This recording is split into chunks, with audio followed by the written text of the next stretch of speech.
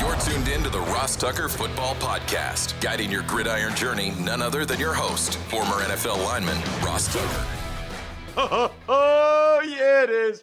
But it's not just any Ross Tucker Football Podcast. It is a Wisdom Wednesday, presented, of course, as always, by DraftKings. How about that wisdom coming today from longtime Eagles Vice President of Football Administration, Jake Rosenberg? I think this might be his first interview since he resigned and moved on from the Eagles. Really looking forward to this one. It's Big Show time. The Big Show. Well, you don't often get a chance to talk to a guy that just left the profession or just moved on within the last couple weeks from an awesome run with the Philadelphia Eagles, who are pretty much, I think, universally, roundly praised for the job they do with contracts and the salary cap. Well, this is the guy, Jake Rosenberg, the longtime VP of Football Administration for the Eagles. Double-digit years there, if I'm not mistaken, and now moving on to some different opportunities. Jake, thank you so much for coming on the show, man. I really appreciate it. Thank you for having me. I hope you weren't expecting me to have a big, long white beard here. No, not at all. So I guess I want to start with your career path, because I remember when you first got hired, you were like a bond trader or something. You were doing something in finance when the Eagles found you, which, by the way, they've done several times. Andrew Berry, now Adam Berry. You know, the Eagles like to take people from the finance world, it seems. Well, that's true. I was trading. I was a proprietary trader between Chicago and New York for about 13 years or so before I joined. Always wanted to work in sports and was lucky enough to have an opportunity to do so. Yeah, it was a good run. Very good run. So how did it even come about? And like, how did it give me the initial breakdown of how you decided to join the Eagles and be a part of it? Well, there was a little bit of self-selection in terms of my trading career was heading in a trajectory where no one really would want their portfolio to be heading. I think the type of trading that I was doing, I would term more as niche type of trading, where there were opportunities that existed, but the kinds of things that resources, capital, technology typically eliminate over time. And so in that type of trading, I think you just need to be super adaptive and constantly evolving. And that wasn't necessarily something I think I did or we did, or, the firms I was with really did particularly well. But I always saw trading as a means to an end and was not my absolute passion in life. I felt it was like playing a sport, and, I loved elements of it. It just wasn't, at the end of the day, something I knew I wanted to spend the rest of my life doing. And then I had an opportunity, originally as an intern here with the Eagles, to make this pivot that I always wanted. My wife was very, very supportive, which I give her unlimited amounts of credit for, because honestly, the working in the NFL is not necessarily super family friendly or super, in the work-life balance category, it's like an elephant on a teeter-totter. But I would say that my wife, who bore the brunt of a lot of this, because my life as a trader was a lot different. I was home a lot more, had a lot more flexibility, at least with my schedule. But she took a lot more on and really encouraged me to kind of pursue something I had always wanted to do and that she thought I'd be great at. So initially, at least, with my internship, and then until I was able to relocate once I was here full time, I was commuting like 83 miles each way, morning, night, and really not seeing my kids very much from Sunday until Friday, which, those are just part of the sacrifice that, is involved in just trying to get your foot in the door in something as tough as the NFL. That is really well said, and I think people don't really realize the sacrifices that need to be made. You rose up through the ranks on the finance side and the salary cap side.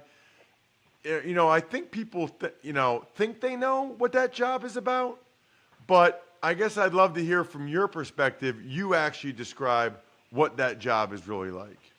Um, well, I think that the job, as far as someone who is, overseeing the salary cap, um, if it's done well, I think that there are quite a few different equally important components to it. And I think that's kind of one of the exciting, great parts about that job in terms of there's definitely a qualitative component to it, dealing with a lot of, numbers and looking at comps and metrics and trying to assess performance and also understanding, cap math and how to structure deals. But there is a very cool qualitative component and relationship side to it that I found it was incredibly satisfying in terms of being the main contact for all the agent relationships at the team level, dealing with them, that group of people, which very interesting bunch.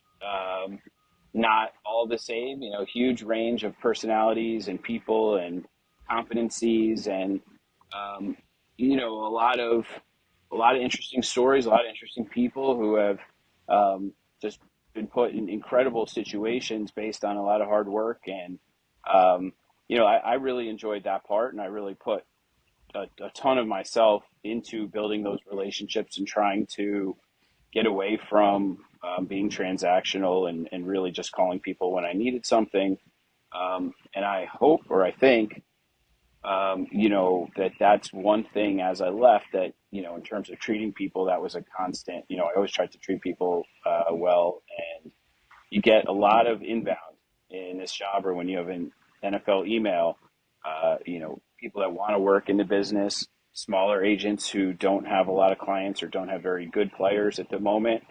So there is a lot of opportunity to kind of pick your path in terms of whether you're going to respond to those people, sort of how you carry yourself. And I can't say I was perfect, but I think, responding to a lot of those people who are doing what you are, they're just trying to, bust their ass to move up in the business, and at least dignifying their hard work with a thanks or a got it or whatever the case, little things. And I think that part of the reason I stuck around as long as I was, I guess not for me to determine whether I was successful in my job or not, but I think the relationship component is something I took real seriously. That's so interesting because you don't hear fans talk about it that much. The fans just see, hey, they got that guy signed to a great contract. They got that guy with a bad contract. I guess, I think I know the answer, Jake, but why do you feel like relationships with the agents are so important? Well, just sort of backtracking a smidge there, I think there are situations in life where you're negotiating against someone and you are trying to whoop them in the negotiation. And then there's other situations, like in the NFL, where whooping someone in a negotiation is counterproductive in the big picture. I think a huge mistake that's made sometimes around the league is trying to take these very small wins and prove your merit in your job or on the cap side of things. To me, those are net losses and not net wins. When you just have to keep in mind that the agent population, player population are relatively very small, right? This is a very small pond that we are all fishing in. And so if you lose respect for, well, to keep the pond analogy going, for the fish in the pond, there are much broader ramifications to that. So I think that the relationships are important because when people know that you care about them as a person, or not to get, super sappy here, but even just that it's a legitimate relationship where you are helping them with things that you don't necessarily benefit from. I think that trust goes a long way. And I think a lot of the transactions that occur over the course of a year, a lot of the player transactions, which, you may sign 120 players over the course of a year. And the vast, vast majority of those are at minimum.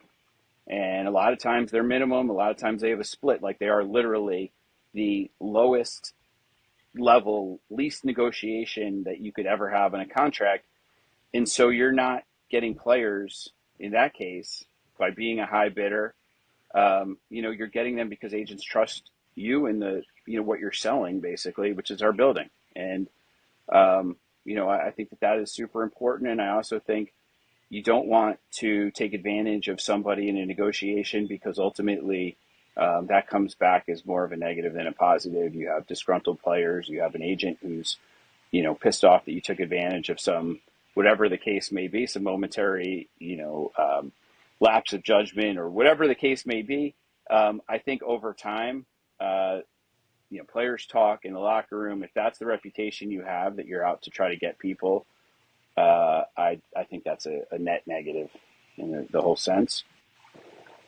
You said something interesting about, when the guy's going to make the minimum regardless, you're kind of selling them on your building. It feels like, and I've been a part of a bunch of organizations and know a lot of them, feels like the Eagles have a really good reputation pretty much across the league. And like I said earlier in the show, you guys are roundly praised. From your perspective of a guy that, worked a different industry, what is it about the Eagles organization or the owner or the general manager that makes them special? Well, I would say that the players are amongst the most, they've gotten to this point in their life because they have, they're competitive to the far end of the spectrum and they want to win, they want to be the best. And I think that when your culture and mentality and everything is built on winning, they see that very, very quickly. And I think that right away kind of gets their attention as a place they want to play. I don't think that amongst 32 teams in the league, everybody wants to win to the same extent. And I think, I would say maybe they want to win, like, oh, I'd like to win, but whether their actions actually speak to the length at which they're willing to go to win, that's what we're talking about here. I think an incredible thing, between Jeffrey and Howie and everybody really on the football side is a sense of competition, that they want to be the best in the league in their department. They want to build their department and feel like they're better and they give us an edge. I know we felt like that in terms of contracts and cap. We never felt like this is a check the box exercise. We felt like we wanted to be smarter, better, more progressive, creative. And by doing so, we were going to affect, the on-field product and affect wins and losses. And I think that's the most gratifying thing about this job, right? Is that even though we might be a bean counter, it's like we're the non-football people or however you want to look at it. We certainly have the ability to impact wins, losses, depth on the team, all kinds of different things. Those are things that we know about, what we do on a daily basis or the role we had in certain transactions. And I think that's that's what you take away. And that's what elevates the season, the results, from being, the most passionate fan in the world to being someone who works for a team. I think that's the difference to me, still I'm a passionate fan about certain teams.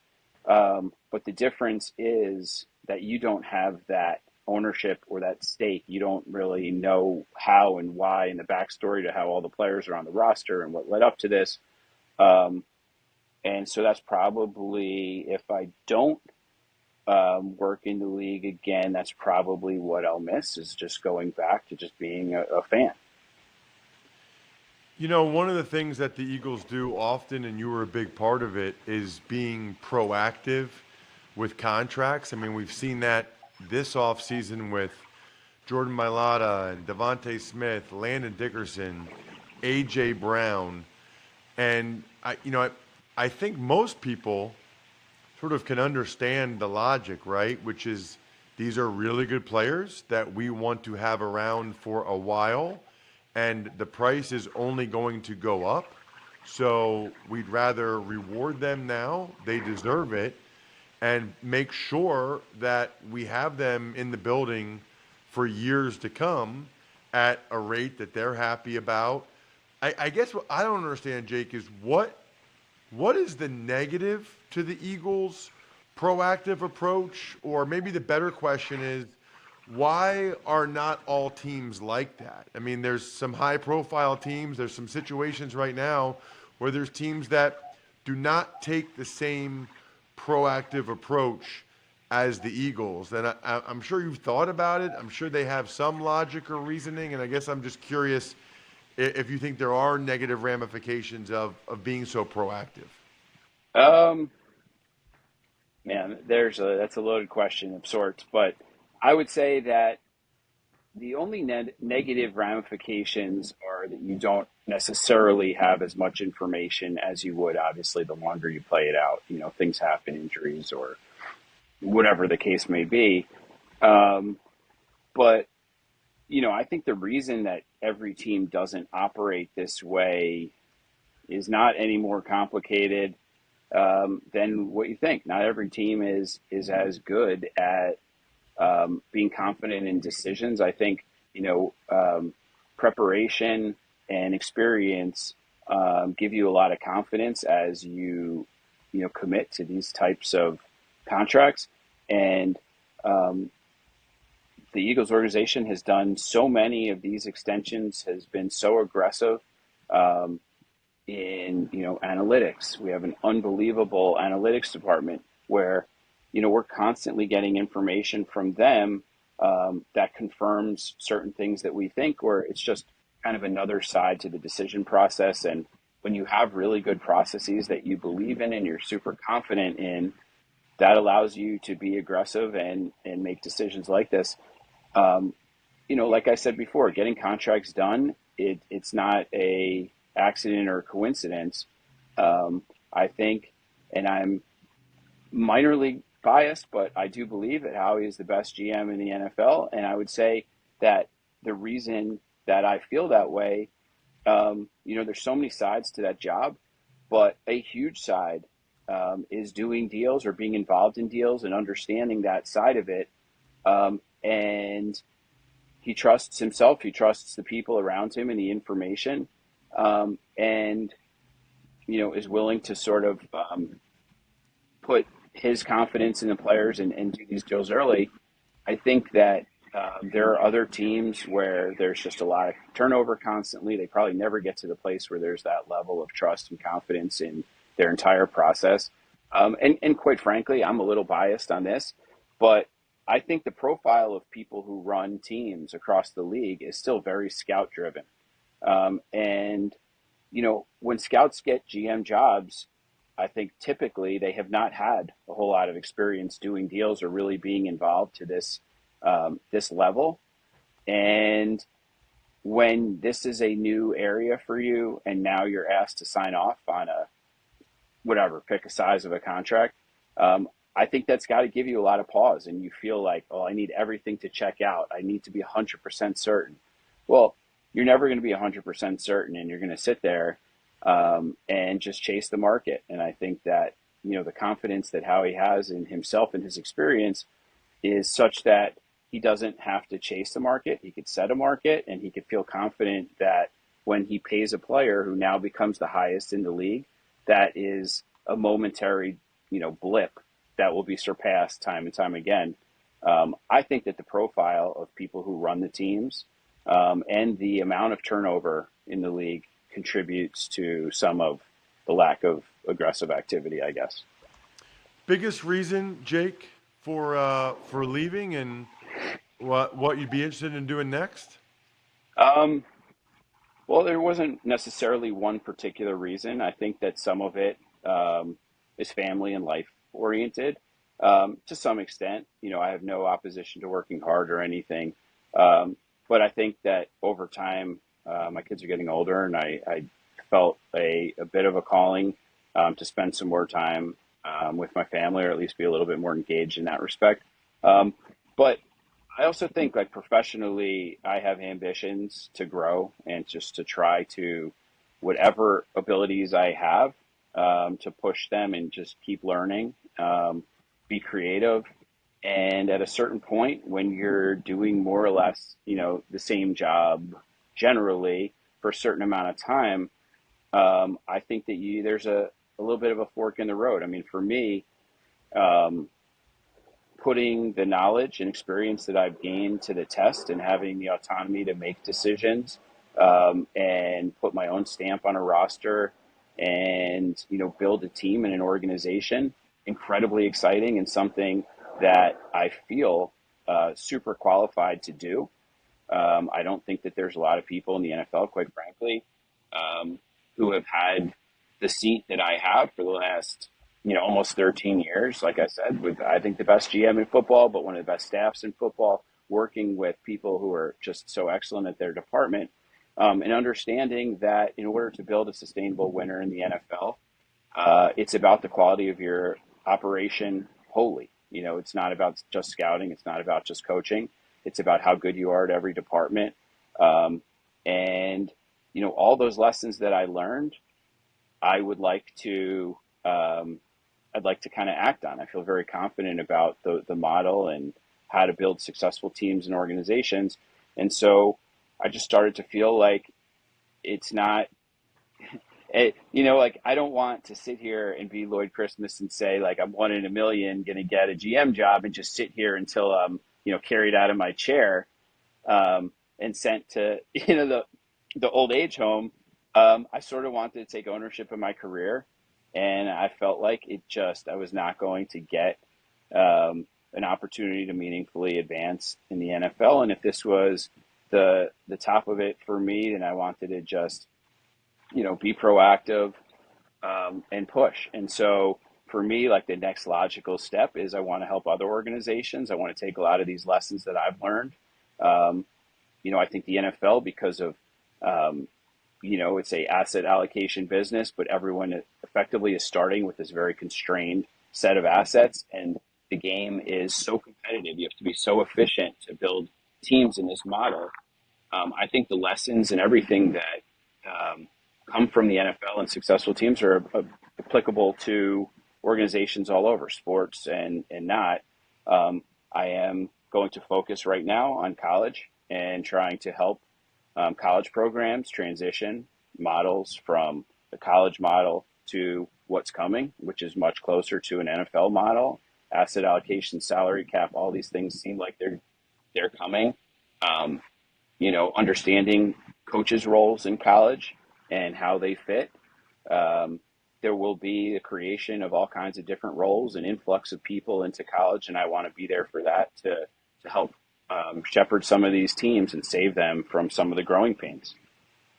That is awesome. Jake, really appreciate the time. Hopefully, we can get you on again at some point. Thank you so much. My pleasure. Thanks. Appreciate it. Love talking with Jake. Love drinking Labatt Blue Light. Absolutely delicious. Couldn't recommend it anymore. Gonna have a bunch of them this weekend, hopefully down at the beach. Drink some Labatt Blue Lights with your friends. Live life to the power of we.